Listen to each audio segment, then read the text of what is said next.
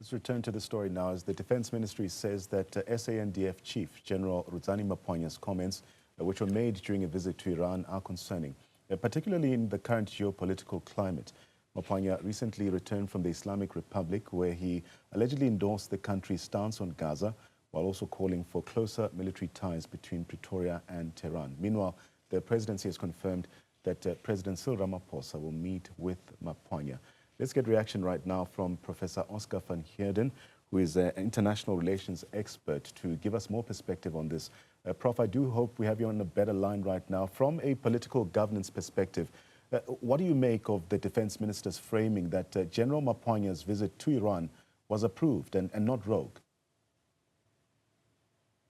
No, I want to believe that there's no way that the chief of the army was going to engage in an international trip not having the correct approvals. Not necessarily the president of the republic. I think the minister is the one that approves this. The issue here is that DIRCO is upset, rightfully so, that the chief of the army is not supposed to pronounce on foreign policy matters, is not supposed to make statements that the general decided to make in Iran. However, I think it's important to note that nothing that the general stated is contrary to the South African foreign policy framework.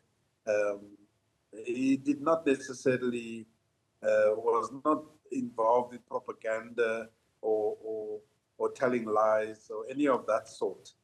Everything the general said is in keeping with South African foreign policy. But how do you interpret the presidency then calling this visit, or this particular visit by Maphwanya, ill-advised? These are some of the words that are being used, while the defense minister continues to defend it. What does this reveal about the coordination or lack thereof within the state? Yeah, no, it's unfortunate the president is calling it ill-advised, because the truth of the matter is that there is sensitivity around this particular issue, this visit, as well as the remarks, because of the current tension that we are experiencing with the United States. In terms of the 30% tariffs, in terms of the general attitude and punitive action that America is taking against South Africa. But the reality is that South Africa needs to decide. It can't have it both ways.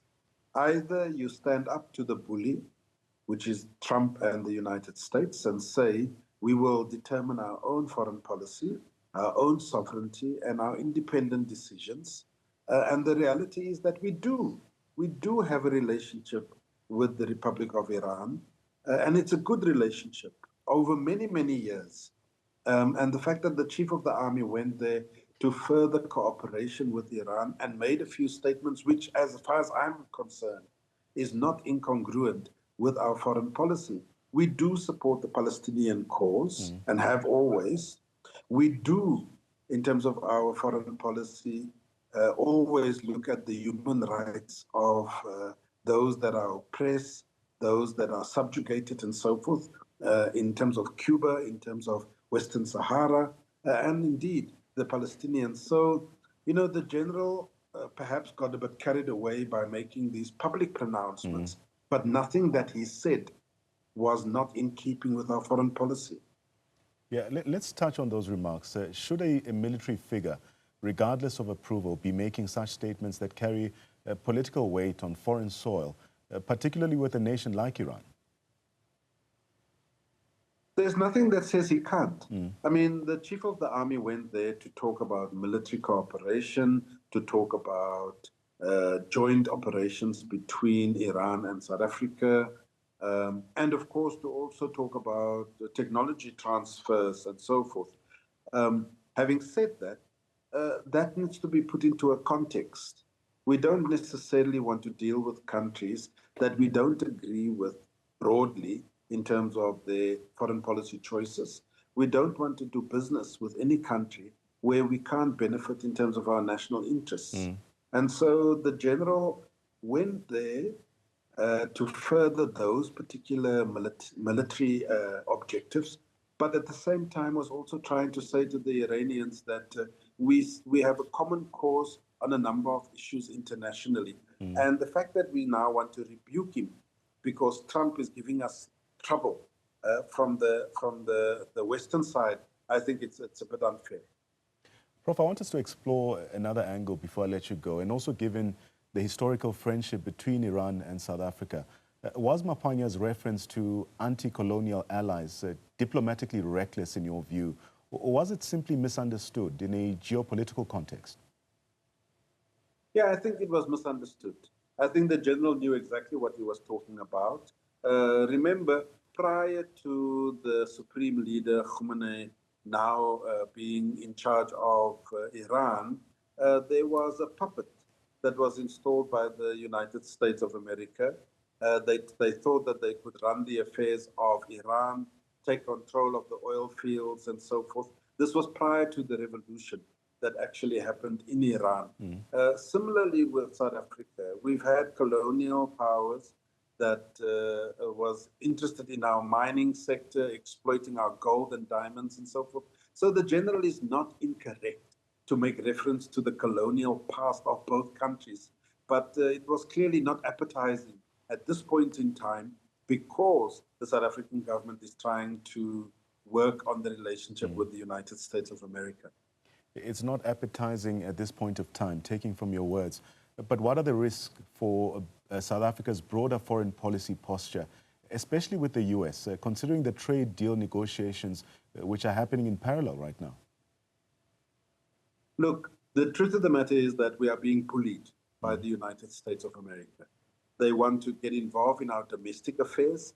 They want to tell us which laws we can and cannot have. They want to tell us that we must treat minorities in a particular way. They even spread lies that we are having targeted killings and a genocide towards white South African farmers, and so on and so forth. So we need to be clear. Either we call them out and tell them that you are spreading lies, we will not stand for it, or we admit that they are true, that our sovereignty is not in our hands, and that's why we need to call into order our general and chief of the army. But how do you think this incident reflects on the state of civil military operations or relations in South Africa?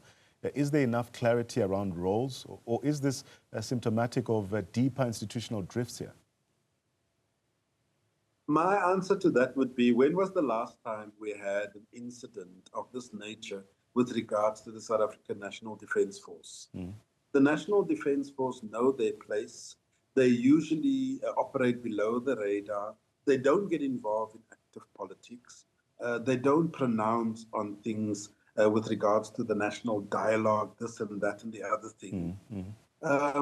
This was an isolated incident of the chief of the army identifying a particular alliance with a country like Iran, which we have, as I said, a relationship with for a very long time, over many years, have supported us in our anti-apartheid struggle, and made a few statements which was not in contradiction to our foreign policy, and yet we now want to pull him over the coals. I think it is grossly unfair. But what message does this send to other countries who are watching South Africa's internal governance? Does it undermine our diplomatic credibility? I don't think so. I mean, let me give you an example. The chief of the British Army was approached by journalists asking about why are they assisting the state of Israel in spying, using British spy planes to actually spy on Gaza and give them information as to where they should bomb or not bomb. And he was at the loss of words, not wanting to comment to the journalists. The point I'm making is that here we have a situation where the British Army and Air Force was also involved in a political project with political objectives. It's not as if the National Defence Force is devoid of foreign policy. They know why they are defending the country. They know why they are in the DRC and doing all manner of other things. And to think that the general or the chief of the National Defence Force should be quiet on these issues, I think that is just unacceptable. But the defense minister also suggests that this controversy is being inflated, again, due to US-Iran tensions. Do you agree, or is this more about internal misalignment than external optics here?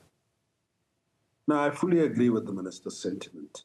The reason why we want to supposedly take disciplinary action against the chief of the National Defence Force is precisely because we have a current tension with the United States, as if to suggest that we want to show the United States that we take serious issue with the fact that we have relations with Iran, which is precisely what they want. We must not succumb to the bullying tactics of the United States. We have our own foreign policy. I think the Chief of the National Defence Force knows what that policy choices are and has expressed himself on that regard.